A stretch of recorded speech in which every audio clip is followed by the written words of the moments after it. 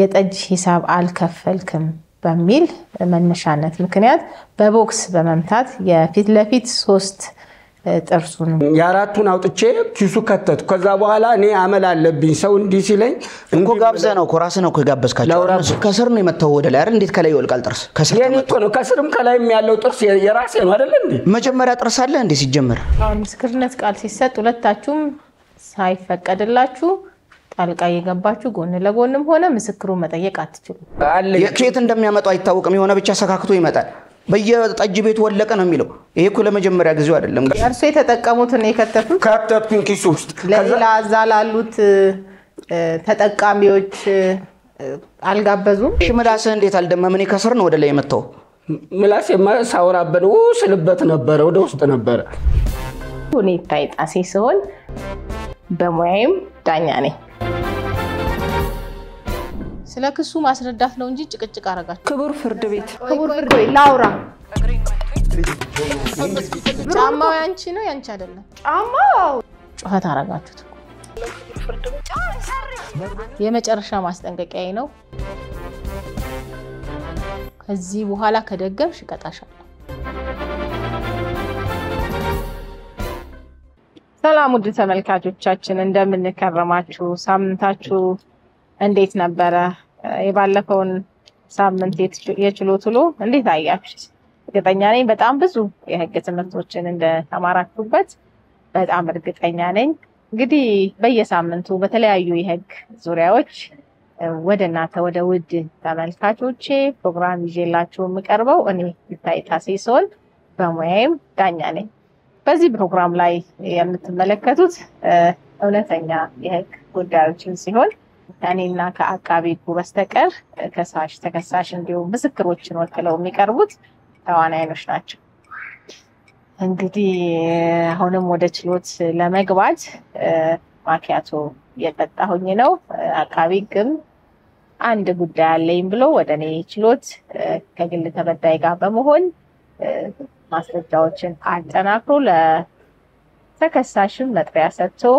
እየጠበቀን ነው እንግዲህ እኔን ማኪያቶን ጠጥቼ ለችሎቱ ትንሽ ታታብዬ ለመግባት ማኪያቶ የጠጣው ነው እነሱም እስኪሰባሰቡ ክርክሩ ፍርዱ ጉዳዩ ምንድነው የሚሆነው ምን አይነት ጉዳይ ነው ይዞ የቀረበው አቃቢ የሚለውን አብረን የምንከታተለው ነው የሚሆነው ማኪያቶን ጠጥቼ ወደ ችሎት ገባለሁኝ መልካም ቆይታ ተከታተሉ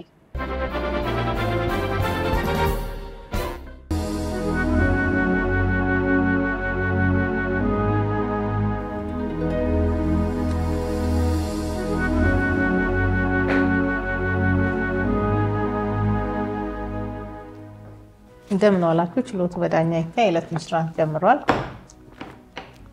ከሳሽ አቃቢ ህግና አቶ ትግስቱ ቢጠና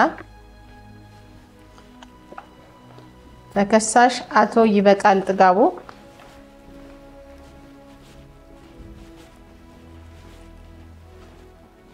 ስለ ከሳሽ አቃቢ ህግ ታምራት ደረሰ ቀርብ ያለው አቶ ትግስቱ ቢጠና አቤት ቀርብ ያለው ትግስቱ ቢጠና ተከሳሽ አቶ ይበቃል ይበቃል ጥጋቡ ቀርብ ያለው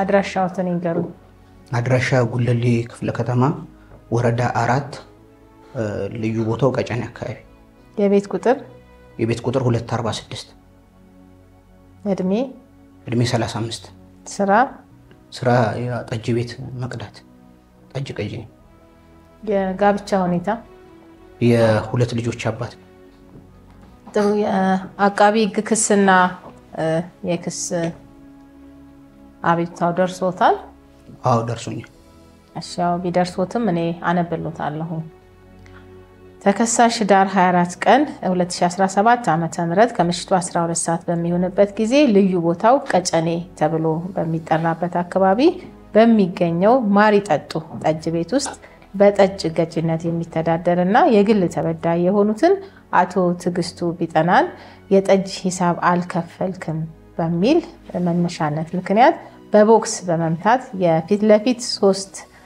ጥርሱን በማውለቅ ታስቦ የሚፈጸም ከባድ የአካል ጉዳት ወንጀል ድርጊት ፈጽመዋል የሚል የቀረበ ክስ ነው የማስረጃ ዝርዝርም የሰነድ ማስረጃና የሰው ምስክሮች ቀርበዋል። ክሱን ተረድተውታል? በሚገባ ድርጊቱን ፈጽመዋል። ክሱን ይቃወማሉ? ክሱን አልቃወምም፣ ድርጊቱን ግን በፍጹም አልፈጸምኩም። ጥሩ። አቃቢ ሕግ ተከሳሽ ድርጊቱን አልፈጸምኩም ብለው ክደው እየተከራከሩ ነው። እስኪ ምን ይላሉ?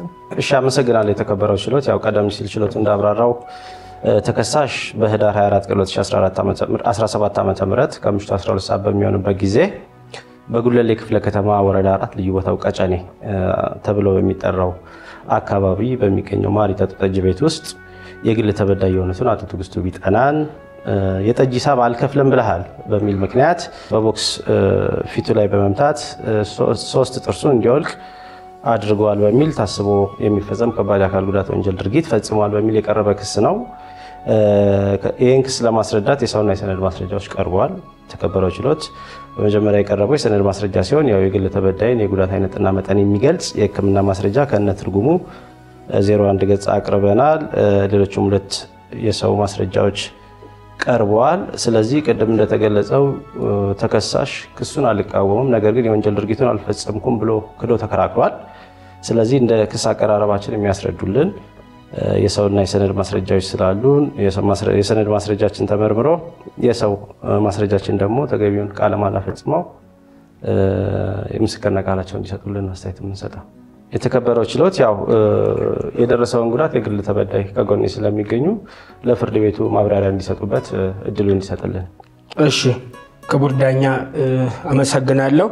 የግል ተበዳይ ትግስቱ ቢጠና ባላለው እንግዲህ እኔ ጠጅ በተለያዩ ክፍለ ከተሞች፣ ወረዳዎች፣ ቀጠናዎች እየዞርኩ እጠጣለሁ። ለምን ከምግብ ይልቅ ጠጅ በጣም እወዳለሁና ጠጅ ቤት ተመረቀ ተከፈተ ተተባለ ትግስቱ መጣ ነው የምባለውና እገኛለሁኝና እጠጣለሁ። የዛለት ግን እዛ ቀጨኔ አካባቢ የደረሰብኝ በደል የትም ቦታ ተስሜ ተጨብጨበልኝ ጎበዝ ተብዬ ከፍዬ ነው የምወጣው። የዛለት ግን ሂሳብ አልከፈልክም አንተ የጠጣኸው 4 ነው አለኝ። ኪሱ ከተቱ። ከዛ በኋላ እኔ አመል አለብኝ ሰው እንዲህ ሲለኝ እኮ ጋብዘህ ነው እኮ ራስህ ነው እኮ የጋበዝካቸው። ላውራ እዛም አጠጣ ብሎ ነው የመታኝ። አሁንም አታውራ እና ሰው እንዲህ ሲለኝ እኔ እንዲህ ላለሁ። ከዛ ዙሪያውን እንዲህ ብለህ 14 ጋዛ እንደዚህ እያልካል ነበር እንዲህ ስትላቸው ነበር እኮ አይደል? በመሃል እነሱ እንዲህ ሲሉኝ እኔ እንዲህ ነው አመሌ ነው። እኔ የትም ቦታ ያቀኛል ሰው አይጠጣም። እንዲህ ስል ቀጅም አይቀዳም። የዛለት በዚህ ላይ ደግሞ ለሌሎቹ ሙሉ ይቀዳና የኔን ጃፖን እያደረገ ይቀዳል። ተው ጃፖን ያታርግብኝ ሙላ ስለው ይለኛል። ሰው አያይም፣ ታዳሚም አያይም እና ከፈላለኝ ኪሱ ውስጥ የጠጣሁትን ከተትኩ። እንደገና 14 አለብህ አለኝ። ባላሰብኩት ሁኔታ እንዴት እንደሆነ አላውቅም 3 ጥርሴን ጡል ያልኩት። የቱ ጋር ነው 3? ይሄው ምንድነው አገር ነው ያየው። ይሄው የለም 3 የለም።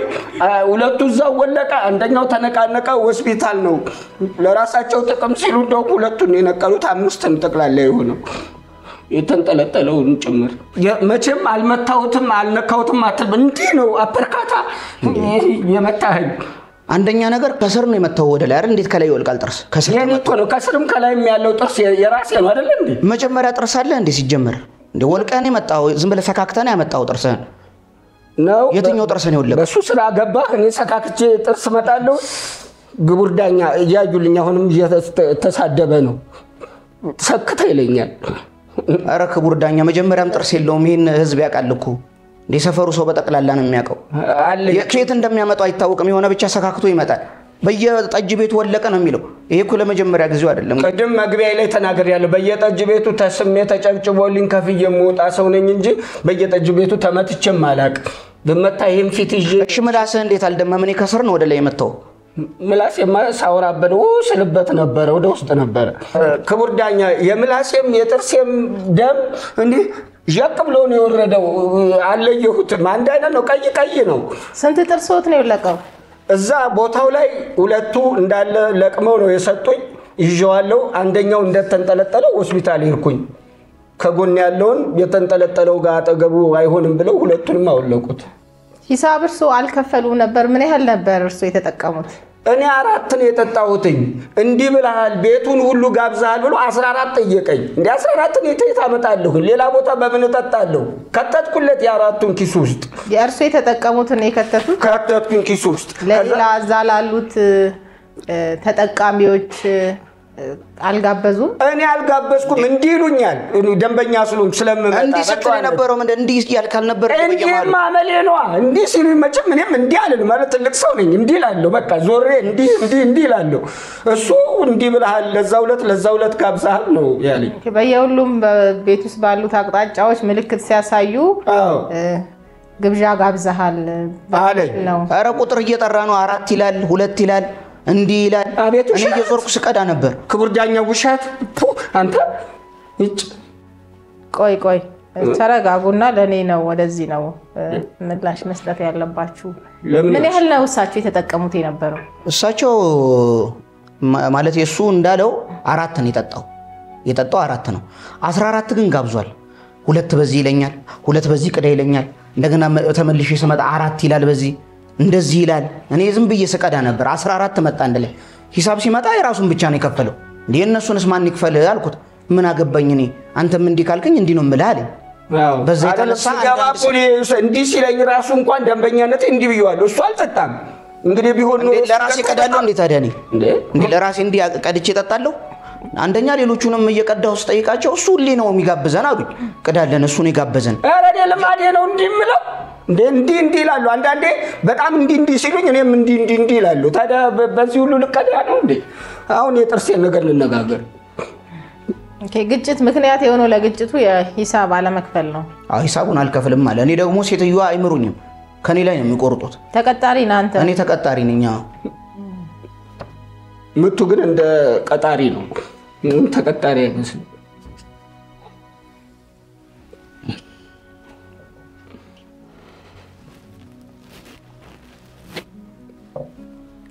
ለሁሉም ተጠቃሚዎች ነበረ በመልክት ነው ወይንስ ለርሶ በቀጥታ እነዚህን ተጠቃሚዎች ጋብዣለሁ ቅዳላቸው ይያሉ አሳውቀውታል አይ ድምጽ አውጥቶ ቅዳል አለኝም እውነቱን ለመነጋገር ድምጽ እያወጣ ቅዳል አለም ግን ሰው እንዲህ ሲለው እኔን አብሮ እያሳየ ነው እንዲህ የሚለኝ ሲሄድም ያልኩ ስቀዳታው ማለት ይችላል አይደል እኔ ያላዘዝኩም ማለት ይችላል እነሱም ደግሞ ስቀዳላቸው እንዲህ ይሉታል መልሰው በቃ ደስ ብሎናል ይያሉት ነው ያን ሁሉ ከተቀዳ በኋላ 14 ጠጅ ከተቀዳ በኋላ የሱ አለ እንደገና 18 ማለት ነው ያ4 ጠጅ ነው ይሰጣል 16 ነው ያልከው 4 እኔ 18 ነው ሂሳቡን ተጨቃጨቀው ሂሳቡን እንማቀው 18 ነው አንድ ላይ የከፈለው ግን ያ4 ነው አንደኛ ለማስረዳትም ደግሞ ስርዓት የለውም አልተነጋገራችሁም ለማስረዳት አልሞከራችሁም ጊዜ የለውም እኔም ጊዜ አልሰጠሁትም በርግጥ ብዙ አስረድቻለሁ ምኑ ጋር ያስረዳኝ እኔ 4 ነው የጠጣሁት ብዬ ኪስክ ውስጥ ያ4 ከተትኩኝ የነሱስ እኔ ታቃቸዋለሁ እንዴ ባሉ ቁጥር እኔ አመሌ ነው እንዴ ያልኩኝ እነሱ ዝም ብለው ይገሽራሉና አንተ እኔን ጠይቀኸኛል እንዴ ያልከው ሰውዬ ለማን ነው ብለኸኛል ዙሪያው እንዴ አልበዛ ከጠጡ በኋላ እንዲህ ሲሉ ስለምን እንዲህ ተላለህ ታዲያ እኔ አመሌ ነው ሰው ሰላም ሲለኝ እንዲህ ነው የምለው በቃ ሰላም ሲለኝ እንዲና እንዲህ ነው የምለው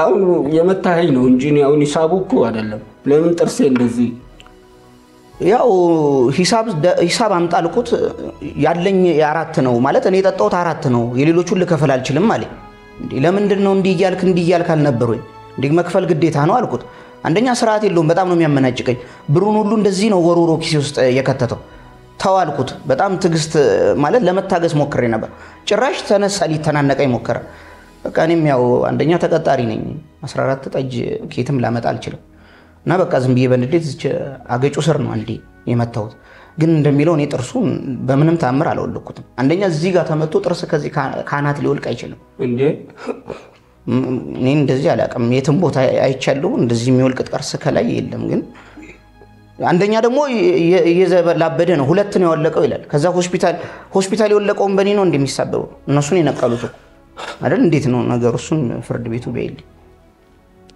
ክቡር ዳኛ እሱ የመምታት ልምድ አለው አንዴ እዚህ ጋር ይላል አንዴ እኔ የመመታት ልምድ የለኝም በቃ መታኝ ወለቀ ሰው ነው ሰብስቦ ይሰጠኝ እኔ ለማስረጃ ብሎ እዚህ ጋር ነው የመታኝ የሚለው እኔ እዚህ ጋርና እዚህ ጋር ጥርሳለኝ ይታይ እንዴ ምን ነው ያህል መዋጫ እንጂ እኮ ማኘካ አይደለም ጉሮሮዬ ችግር የለውም ረግፏል እንዳለ ነው ይሄው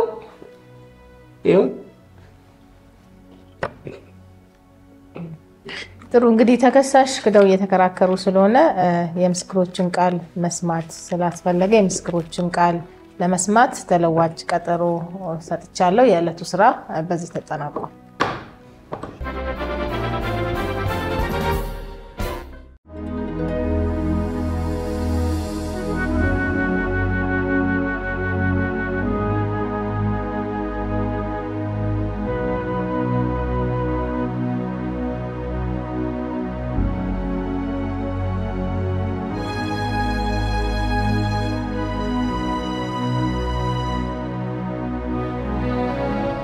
ደምናላችሁ ችሎቱ በዳኛ ይታይ የዕለቱን ስራ ጀምሯል። ከሳሽ አቃቢ ሕግና አቶ ትዕግስቱ ቢጠና፣ ተከሳሽ አቶ ይበቃል ጥጋቡ፣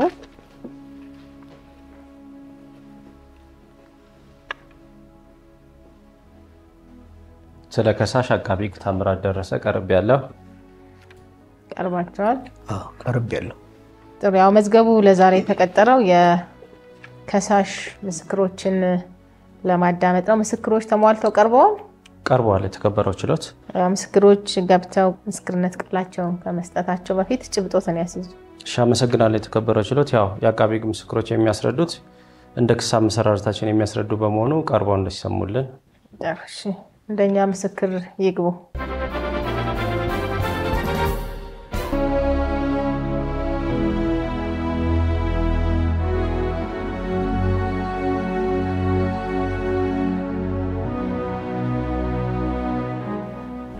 ስሙትን ማለበት ስንታየው ሲነጋ አድራሻ አዲስ አበባ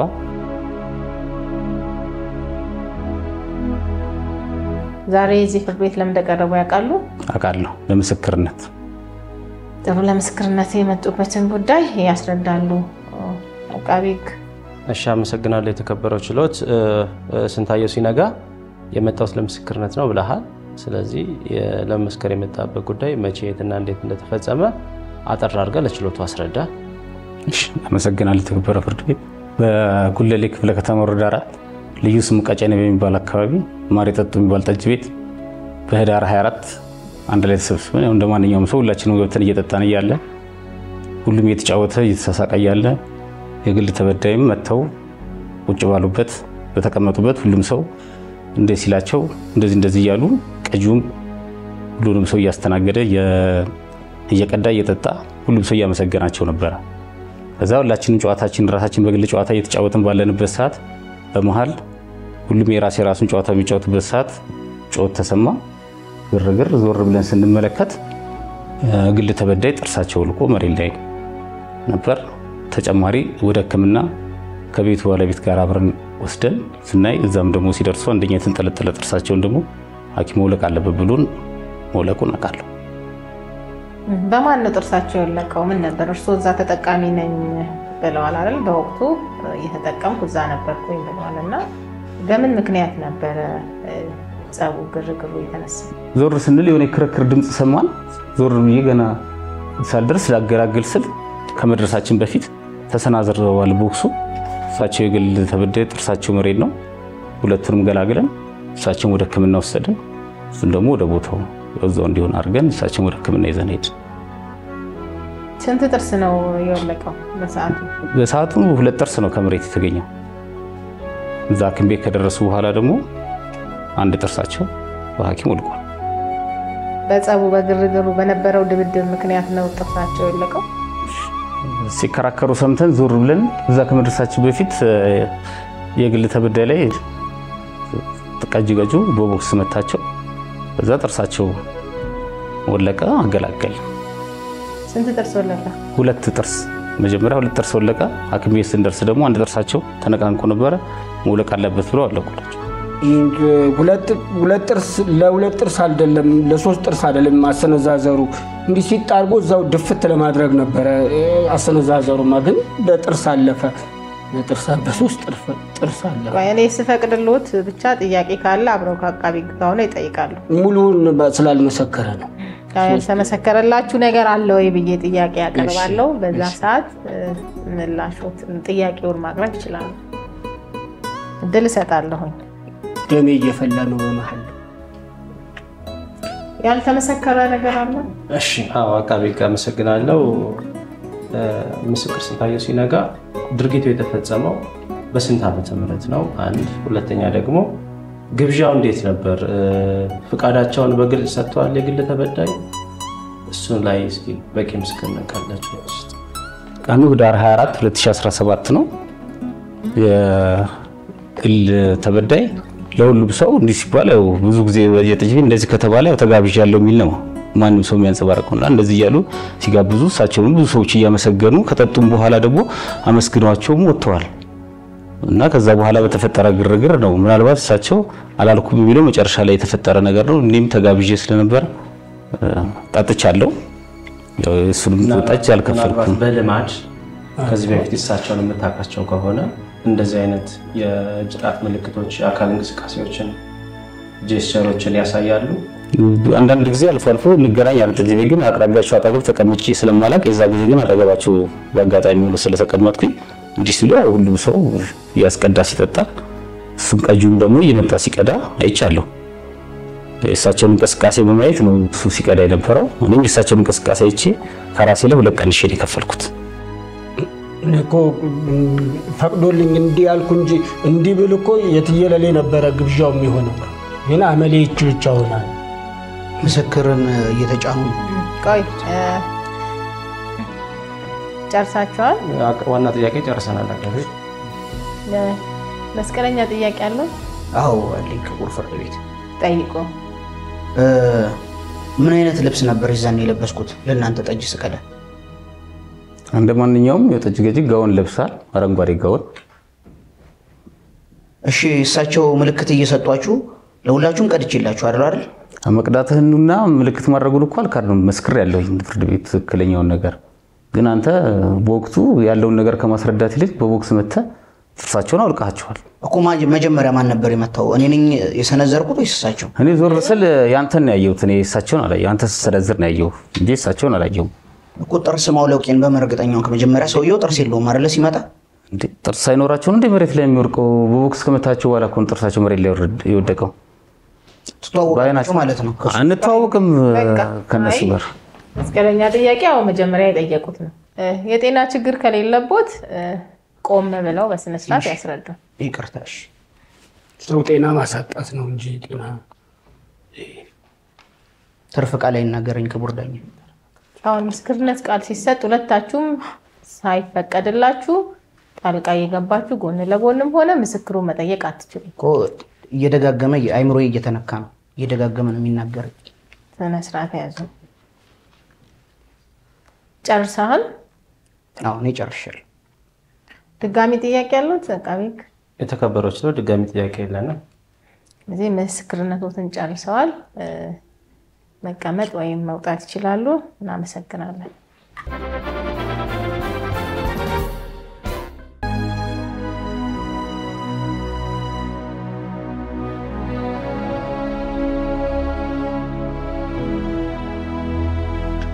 ስም ማን በል? እድል ወርቅ አሰፋ። አድራሻ? ጉለሌ ክፍለ ከተማ ወረዳ 04 የቤት ቁጥር 1294 እድሜ 55 ስራ የጠጅ ቤት ባለቤት የግል ጥሩ ከከሳሽ ወይ ከተከሳሽ ጋር ጸብ ዝምድና አሉት? ከተከሳሽ ጋር ተከሳሽ የኔ ቤት ጠጅ ቀጅ ነው። ዛሬ እዚህ ፍርድ ቤት ለምን እንደቀረቡ ያውቃሉ? የትግስቱ የኔ ቤት ቋሚ ጠጅ ደንበኛዬ ነው። ከረጅም ዘመን ጀምሮ እሱ ጥርስ የወለቀ ብሎ ለዛ ምስክርነት ነው። እስቲ የሚያውቁትን ነገር ለፍርድ ቤቱ ያስረዱ አቃቤ ሕግ። አመሰግናለሁ። የተከበረው ችሎት ወይዘሮ እድል ወርቅ የመጣሁት ለምስክርነት ነው ብለዋል። እሺ ያዩትን በወቅቱ የተገነዘቡትን አጠር አድርገው ለፍርድ ቤቱ ያስረዱ። አቶ ትግስቱ እኔ ቤት ረጅም ጊዜ ጠጅ ይጠጣሉ። መቼም ከሳቸው የቀደመን የጠጅ ደንበኛ የለኝም። ጠዋት በሬን ስከፍት ገድ ይላሉ። እሳቸው በቃ ጠጅ ቤቴን ሞቅ የሚያደርጉልኝ እሳቸው ናቸው።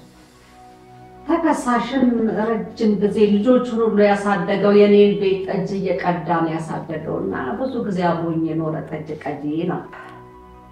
የተለያየ ጠጅ ቤት ቅርንጫፍ አለኝና እሱ ሌላው ጠጅ ቤቴ ነበር ሲቀዳ የኖረው። አሁን አቶ ትግስቱ ደግሞ የዚህኛው ቤት ጠጅ ቤቴ ደንበኛ ነው።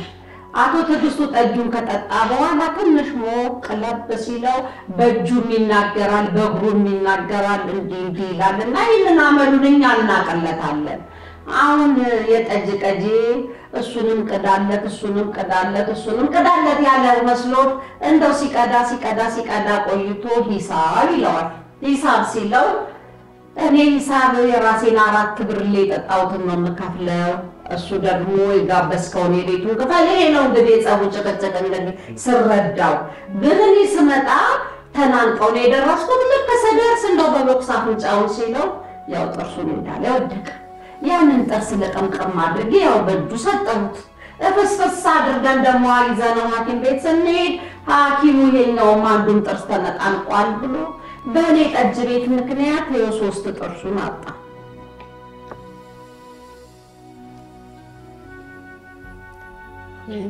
ያልተመሰከረ ነገር አለ? አዎ የተከበረው ችሎት ወይዘሮ ድለወርቅ ይሄ ድርጊት የተፈጸመው መቼ ነው? ህዳር 24 ከምሽቱ ወደ 12 ሰዓት አካባቢ 2017 ነው። ጨርሰናል። የተከበረው ችሎት መስቀለኛ ጥያቄ አሉት? ያው እኔ እንኳን ብዙም ጥያቄ የለኝም፣ ግን እንደው እኔ ልጆት ነኝ አይደል? እኔ በአመሌን ያውቁታል። እኔ ከሰው ጋር ጣላለሁ እንዴ? እንደው ለሱ ይመሰክራሉ መጥተው መጽሐፍ ቅዱስን ነክቼ ምን ብዬ ዋሻለሁ? አይደለም እኔ ደግሞ ብዙ እኮ አልመታሁትም። ያው ሌላ ቦታም እኮ ወልቆ ሊመጣ ተነቃንቆ ሊመጣ ይችላል አይደል? እኔ ስንት ዓመት ነው ለእርሱ ያገለገልኩት? ያን ሁሉ ዘመን ስቀዳ ኖሬ እንደው መጥቶ አወላለቀው አረጋገፈው ይላሉ። እኔ በእሳቸው ጠጅ ቤት የምመጣው ልጠጣ ነው። እሳቸውን ተቀጣጣሚ ነው። እኔ ጥርስ እየወጣሁ ቆይ አንድ ጊዜ ለምንድን ነው ስርዓትም ድል ሰጣለሁ ለሁለታችሁም መናገር የምትፈልጉትን መጠየቅ ምስክሩን መጠየቅ የምትፈልጉትን ነገር ድል ሰጣለሁ። አንዳችሁ ዳንዳችሁ ጣልቃ አትግቡ። እኔ እዛኛው ቅርንጫፍ እያለሁ ከሰው ጋር ተጣልቼ አውቃለሁ? ያን ሁሉ አመት ስቀዳ ተጣልቼ አላውቅም አይደለ? እኮ ክቡር ፍርድ ቤት አንደኛ ነገር የጠጅ ቤቱን ባህሪ እኔ አላውቀውም። ገና 1 ወሬ ነው እዚህ ከመጣሁኝ። የእያንዳንዱን ሰው ባህሪ በመላቅ እችላለሁ። ስለዚህ ማስረዳት ነበረባቸው። ይሄ ሰው እንዲህ ሲል እኔ ቀዳ የተባልኩ መስሎኝ እየዞርኩ ስቀዳ ነበር። ይሄ ሰውዬ ባህሪው እንዲህ ነው፣ እንዲም ቢል በምንም መልኩ እንትን ቢል አትቀዳ ማለት ነበረባቸው አይደል? ስለዚህ እኔ እኮ አይደለሁም እንደውም ተጠያቂ መሆን ያለባቸው እሳቸው ናቸው። አላስረዱኝም ይሄን ነገር። በእርግጥ መማታት የለብኝም፣ እኔ መማታቴ ጥፋት ነው። ግን ቢሆንም ለምንድን ነው ያላስረዱኝ? ይሄን ተጠያቂ ቢያደርጉልኝ እሳቸው የእያንዳንዱን ሰው ጠጅ ጠጪ ባህሪ እንግዲህ አስረድቼ እችላለሁ። ክብር ፍርድ ቤት አንተ እንግዳ አያያዝ መጀመሪያ ነግሬሃለሁ። ይህንን የመሰለ ጠጪን አንተስ ቢሆን ጥርሱን የምታወልቀው በምን ምክንያት ነው? ደንበኛዬን ማውለቅ ጥርስ አለብህ እንዴ? ይህንን አትረዳም አንተ እንዴ? አንደኛ እኔ የተጣላሁት እኮ የጠጅ ቤቱን ክብር ለማስጠበቅ ነው። እዛ ጋር ሂሳብ ቢጎል ነገር ሶስት አይደል እንደሚጎዱት ጎደለ ብዬ ነው አይደል እኔ እንትን ያልኩት። እርሶ ግን መተው እንደዚህ መሆን ነበረበት። እግዚአብሔር ይፍረድ። ለማንኛውም እሱ ይፈርዳል። አይ ልክ አይደለም እንዴ? ጠጪን ካባረርክብኝ በኋላ ማን መጥቶ ሊጠጣልኝ ነው? ምን የመሳሰለ ደንበኛዬን ከነካህብኝ እሱን አጣሁ ማለት እኮ እጄ ተቆረጠ ማለት ነው እንዴ? ይሁን ጨርሻለሁ። እኔ እግዚአብሔር ፍርዱን ይስጥ። ደግሞ ከደሞዝ ትከፍላለህ። ምን ችግር አለ? አሁን ጥርሱ ቢወልቅ ከሚወልቅና ዕዳ ውስጥ ከምትገባ የጎደለውን ሂሳብ ግፋ ቢል እትዬ ከደሞዜ ላይ በየወሩ ይቆረጥ ብትል በየወሩ ቀስ እየተባለ ይቆረጥልህ ነበረ። እኔ ለምን እከስራለሁ? አንተ ለቀዳው ጨርሰሃል? ጨርሻለሁ። ድጋሚ ጥያቄ ያሉት? የተከበረው ችሎት ድጋሚ ጥያቄ የለኝም። ምስክርነቱን ጨርሰዋል። እናመሰግናለን። መሄድ ይችላሉ። እንግዲህ የምስክሮቹን ቃል ሰምተናል። ብይን እሰጣለሁ። እስከዛው አረፍ በሉ። ብይን ተሰጥቷል። ብይኑን አለብላችኋለሁ። አቃቢ ሕግ ባቀረባቸው የሰውና የሰነድ ማስረጃዎች እንደ ክስ አመሰራረቱ ያስረዳ በመሆኑ ተከሳሽ በወንጀለኛ መቅጫ ስነ ስርዓት ሕግ ቁጥር 142 መሰረት ሊከላከል ይገባል በማለት ብይን ተሰጥቷል።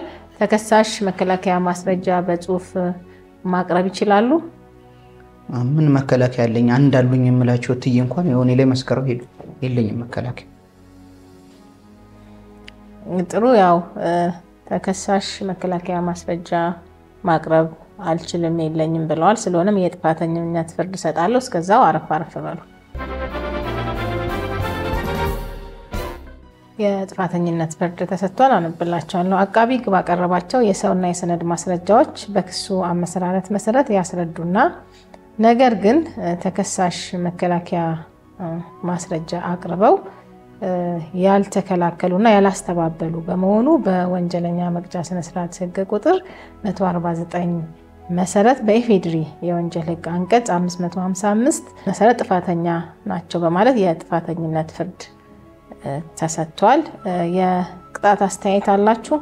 አለን። የተከበረው ችሎት የቅጣት አስተያየታችንን በተመለከተ ወንጀለኛ መቅጫ ስነ ስርዓት ሕግ ቁጥር 149 ንዑስ አንቀጽ 3 መሰረት የቅጣት አስተያየታችን እንደሚከተለው እናቀርባለን።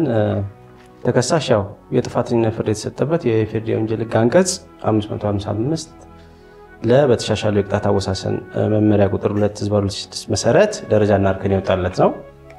የወንጀል ደረጃውም 2 እርከን 19 ላይ መነሻ ቅጣቱን እንዲይዝልን በአቃቢ ሕግ በኩል የምናቀርበው ጠቅላላ የቅጣት ማክበጃ ምክንያት ተከሳሽ ከዚህ በፊት በተመሳሳይ ወንጀል ድርጊት የተቀጣ መሆኑን የሚያሳይ የፍርድ ቅጣት ውሳኔ ግልባጭ ያቀረበን በመሆኑ የዝውውር ጠባዩ መልካም ያልሆነ መሆኑን የሚያሳይ በመሆኑ በወንጀል ሕግ አንቀጽ 82 መሰረት እንደ አንድ ጠቅላላ የቅጣት ማክበጃ ምክንያት እንዲያዝልን። ሌላ በአቃቢ ሕግ በኩል የምናቀርበው ጠቅላላ ሆነ ልዩ የቅጣት ማክበጃ ምክንያት የለንም። የተከበረው ችሎት የቅጣት አስተያየት ይኖራል? የልጆች አባት ነኝ። ያው ቤተሰብ አስተዳዳሪ ስለሆንኩ ምህረት እንድታረጉ። ጥሩ ያው ፍርድ ቤቱ የግራ ቀኛችሁን የቅጣት አስተያየት ተቀብሏል። የቅጣት ውሳኔ ይሰጣል። እስከዛው አረፍ በሉ።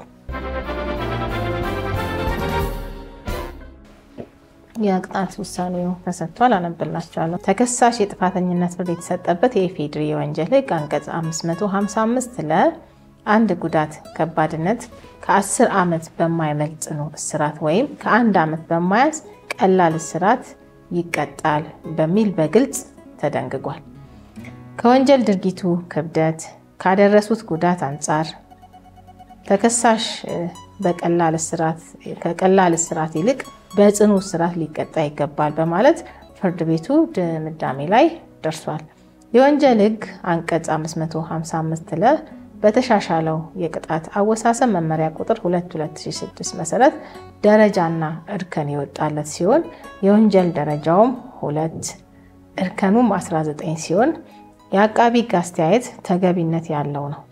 በመመሪያ እርከን 19 ላይ መነሻ ቅጣቱን መወሰን የሚገባ በመሆኑ መነሻ ቅጣቱ 4 ዓመት ሊሆን ይገባል በማለት ተወስኗል። የግራ ቀኙን 2 የጠቅላላ የቅጣት ማክበጃና ማቅለያ ምክንያቶችን ከግምት ውስጥ በማስገባት ተከሳሽ በእርከን 19 ስር ባለው የቅጣት ጣሪያ 4 ዓመት ከ10 ወር ጽኑ እስራት ሊቀጣ ይገባል በማለት ፍርድ ቤቱ የቅጣት ውሳኔ ሰጥቷል። ትዕዛዝ ማረሚያ ቤት የቅጣት ስርዓቱን ተከታትሎ ያስፈጽም። ይግባኝ መብት ነው። መዝገቡ ተዘግቷል። ወደ መዝገብ ቤት ይመለስ። የዕለቱ ስራ በዚሁ ተጠናቋል። አመሰግናለሁ ክቡር ዳኛ። አመሰግናለሁ። ያው እንደተመለከትነው ፍርዱ አስተማሪ ነው። ያው መሰል የወንጀል ድርጊቶች ሲፈጸሙ የትኛውም የህብረተሰብ ክፍል አያገባኝም ከማለት ይልቅ ጥቆማውን ለፖሊስ በመስጠት ምርመራ ተጣርቶ አቃቢ ክስ መስርቶ እንዲህ በፍርድ አደባባይ ፍትህ እንዲረጋገጥ ማስቻል የሁላችንም የህብረተሰብ ክፍሎች ኃላፊነት ነው። ተከሳሽም የተፈረደበትን ፍርድ የእርምት ጊዜውን ጨርሶ ታንጾ በመውጣት ብቁ ዜጋ የሚሆንበትን እድል የፈጠረ ፍርድ ነው። ለማህበረሰቡ የተሰጠው ፍርድ አስተማሪ ነው። ስለዚህ በቂ ትምህርት ወስደንበታል የሚል ሀሳብ አለኝ። አመሰግናለሁ። በተሰጠው የፍርድ ሂደት ምንም አይነት ተቃውሞ የለኝም። ያው አንድ የተማርኩት ነገር ቢኖር የሰው ልጅ በትንሽ ሰከንድ ስህተት የብዙ ዓመታት ህልሞቹን እንደሚያጣ ነው። እኔ እንግዲህ በሰፈሬም በቤተሰቤም በአካባቢም በጎረቤቶቼም በጣም መወደድና ጥሩ ስነ ምግባር ያለ ልጅ ነበርኩ።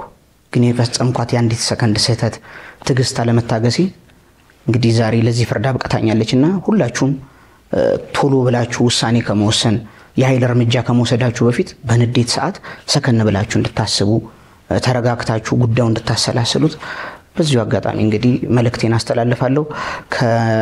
እንግዲህ ከፍርዱ በኋላ ታረሜ ወጥቼ ደግሞ ለሀገር ብቁ ዜጋ ሆኜ ነገሮችን ማስተካከልበት ነገር እንዲፈጠርልኝ ፈጣሪንም እለምናለሁ። እንግዲህ በፍርዱ ተስማምቻለሁ። ሁላችሁም ይሄን አይነት ስህተት እንዳትፈጽሙ ለማለት ፈልጋለሁ። አመሰግናለሁ። በቅድሚያ አመሰግናለሁ ስለተሰጠው ፍርድ። በእውነቱ እንደዚህ አይነት ክስተቶች በየአካባቢያችን ይከሰታሉና እንደዚህ ፍትሃዊ የሆነ የሚያስተምር የሚያንጽ ፍርድ ሲሰጥ አግባብነት አለው ብዬ ነው የማስበው። እኔ የተሰማኝ ነገር ምንድነው የፍርዱ አካሄድ የጥርሴ ሁኔታ ተከታይ ነው። አሁን እንዳደገ እንደበቀለ ነው የሚታየኝ። ምክንያቱም ፍርድ አሰጣጡ ፍትሃዊ ስለነበረ ከዛም ባሻገር ምስክርነቱ በእንደዚህ አይነት ሁኔታ ሲሆን ማህበረሰቡን ያስተምራል። እንዴት መደበቅ መከለል ባልሆነበት ሁኔታ እንደዚህ አይነት የፍርድ አሰጣጥ ወይም ፍትሃዊ አካሄድ ሲኖር ማህበረሰቡ ይማርበታል ብዬ ነው የማስበውና ስለተሰጠው ፍርድ ማንም ሰው ማንም እንዲታሰር አይወድም። ነገር ግን ይህ ክስተት ከመከሰቱ በፊት በመግባባት በመነጋገር በመደራደር የተሻለ መፍትሄ ላይ መድረስ ይቻል። በማይክሮ ሰከንድ በማይሞላ ጊዜ ውስጥ እንደ አይነት ስህተት ውስጥ ከገቡ በኋላ እንደዚህ ደግሞ ፍትህ ሲሰጥ አግባብ ነውና ስለተሰጠው ፍርድም እሱም ተምሮበት እንደሚወጣ እርግጠኛ ሆናለሁና አመሰግናለሁ። ውድ ተመልካቾቻችን በኢትዮጵያ ምርጥ በሆነው በአባይ ቲቪ የሚቀርብላችሁን የዳኛ ይታይ ፕሮግራም እንደተመለከታችሁት ነው። ከፕሮግራሙ ጠቃሚ ትምህርት እንዳገኛችሁ እናምናለን።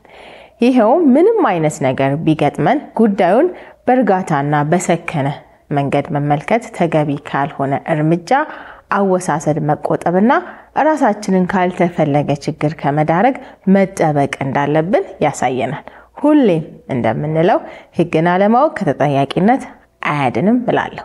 ስለዚህ ይህንን ፕሮግራም እየተከታተላችሁ የህግ ዕውቀታችሁን ዕለት ዕለት አዳብሩ ላለሁኝ። በገጠማችሁና ያስተምራል ባህላችሁት ርዕስ የችሎት ፕሮግራም ቢዘጋጅ የምትሉት ሐሳብ ካላችሁ በኮሜንት ላይ አሳውቁኝ።